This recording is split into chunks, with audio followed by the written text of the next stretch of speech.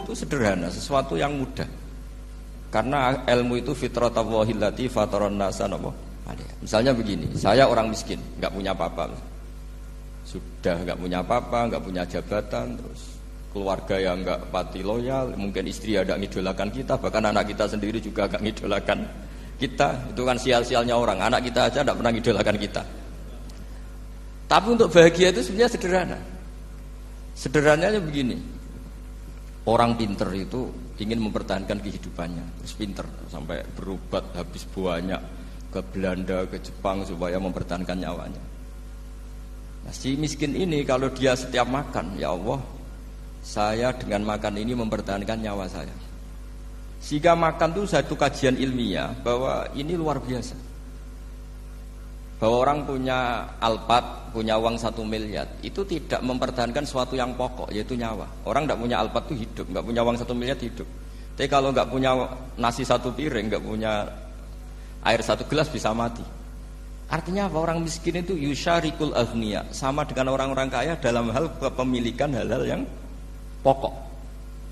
Tapi kadang-kadang orang miskin itu ya nyon sewu agak belagu, sudah miskin ingin punya Alphard, sudah miskin ingin punya uang, ya dia tersiksa. Harusnya cara berpikir nggak punya Alphard tuh masih hidup, nggak punya uang 1 miliar masih hidup. Yang punya Alphard hidupnya juga pakai nasi 1 piring, yang punya uang 1 miliar juga pakai nasi. Ya kalau itu kan sama, saya punya. Kalau gitu kan bisa miskin rasa kaya. Itu memang harus dilatih. Nah, kalau orang kaya kan rumahnya banyak di mana-mana. Memangnya kalau rumahnya banyak di mana-mana terus tidur di sini 1 jam, di rumah itu 1 jam, malah nggak bisa tidur kan? Tetap aja yang dipakai 1 kamar. Itu gunanya apa punya rumah banyak? Setidaknya zaman miskin itu dia berpikir gunanya apa punya rumah banyak untuk dipakai ya hanya 1. Meskipun suatu saat kalau dia kaya juga berpikirnya agak rubah. Ya penting punya rumah banyak biar kemana-mana punya rumah, nggak apa-apa. Tapi sementara masih miskin jangan berpikir seperti itu. Nah yang menjadi miskin kacau kan sudah miskin berpikirnya gaya orang kaya. Itu kecelakaan. Lah itu ilmu, maksud saya itu ilmu.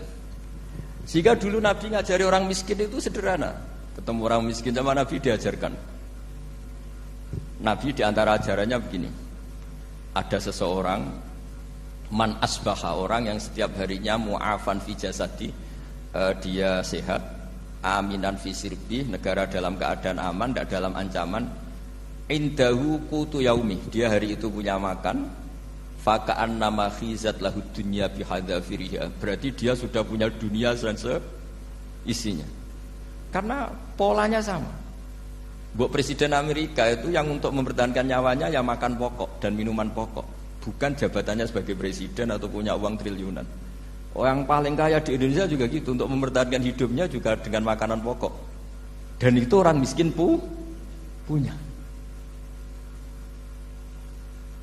Kehidupan paling top itu apa? Ya kehidupan yang mempertahankan nyawa itu yang paling top, lainnya itu enggak. Karena mempertahankan nyawa ini super penting dan orang miskin bisa. Nah, saya berharap ilmu seperti inilah menjadikan dulu itu kuat ketika melawan Belanda. Kenapa kuat? Karena mereka gampang syukur. Barokahnya gampang syukur itu selesai dengan dirinya sendiri. Kalau bahasa intelektualnya itu, orang kalau sudah selesai dengan dirinya sendiri bisa berpikir memanfaati pada orang. Dulu orang-orang miskin ketika era sahabat, termasuk era para ulama yang mendidik para umatnya, itu selesai dengan dirinya sendiri. Nah sekarang banyak orang miskin juga termasuk orang kaya, bahkan belum selesai dengan dirinya.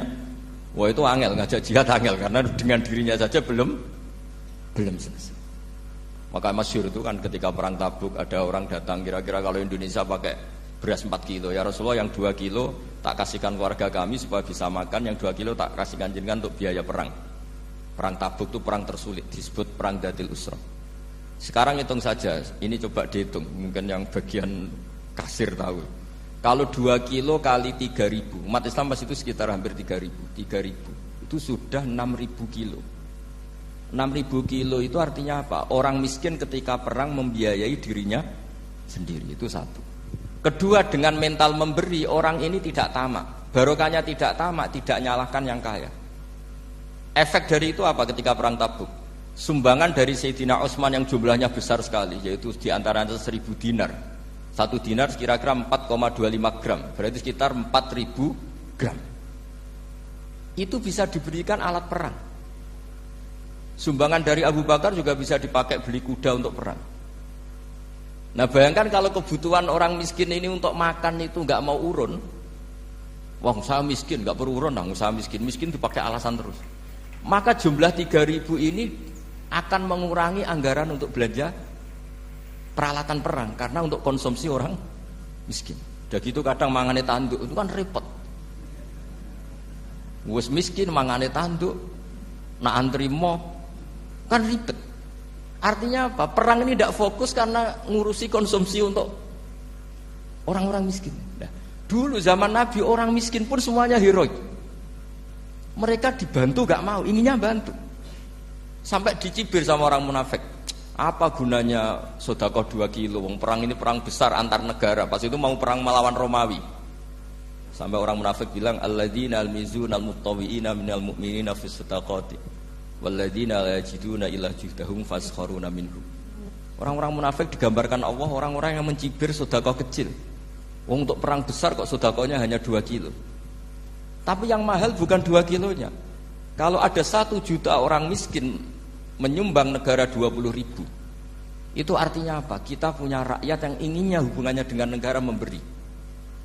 Tapi coba kalau kita 2 juta rakyat yang inginnya dari negara mendapat, pegawainya demo ya.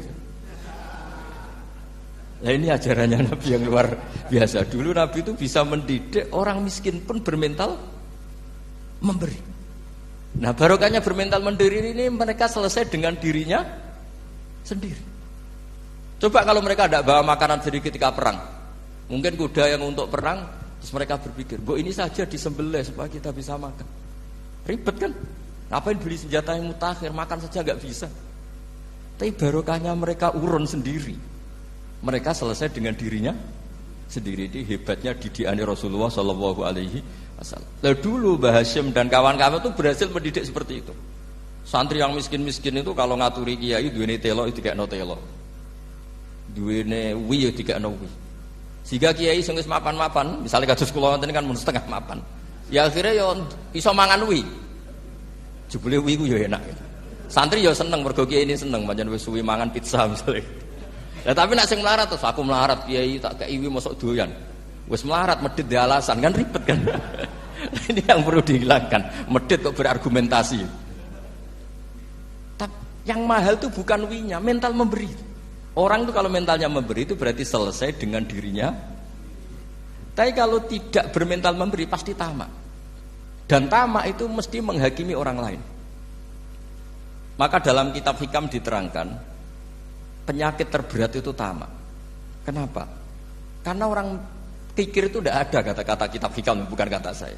Yang ada itu tamak. Misalnya gini, saya kenal PLT Bupati Kudus. Tidak pernah saya bilang beliau kikir. Tapi sekali saya pernah ngajukan proposal tidak kesampaian. Wah, beliau medit. Jadi saya menvonis medit itu sebetulnya ya karena punya keinginan tidak kesampaian. Coba kalau tidak, bahwa medit orang serap penting. Misalnya anak-anak muda sama orang-orang cantik di Jakarta, pernah nggak kamu bilang itu sombong? Enggak kan? Setelah kamu bilang, Mbak aku ingin kenalan Mbak sampeyan, terus dia agak mau, baru kamu bilang sombong karena keinginan kamu enggak.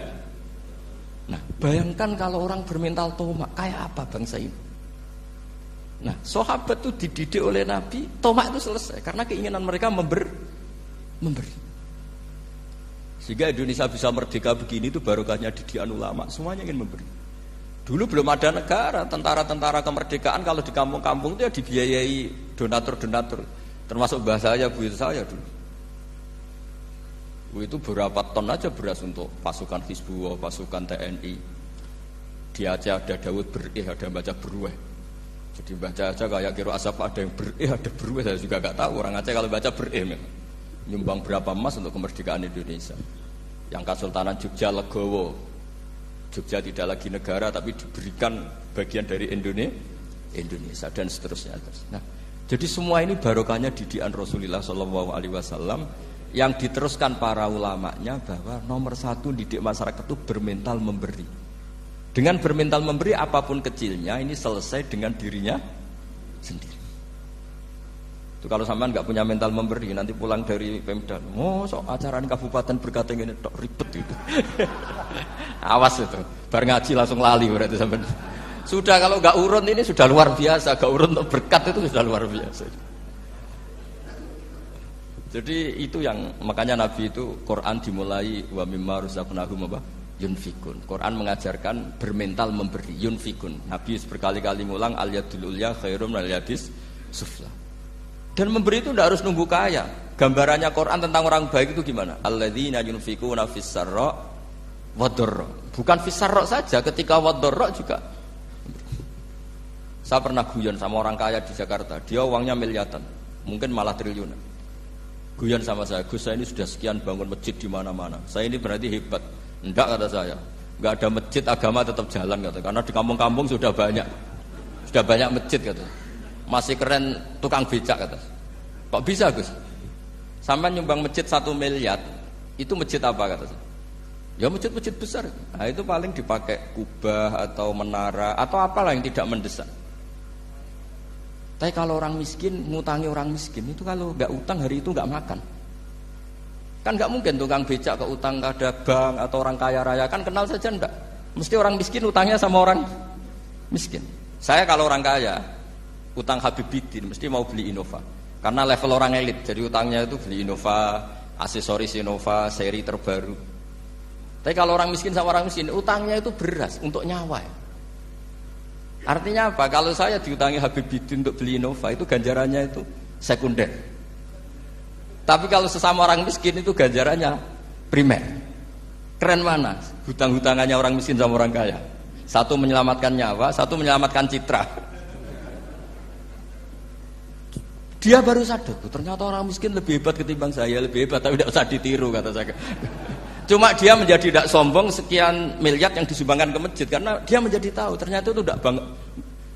Nah, kecuali masjid-masjid yang kamu nyumbang memang masjid perintis di daerah-daerah yang belum ada masjid. Kalau masjid-masjid besar itu kan kadang kebutuhannya sudah selera, bukan pokok.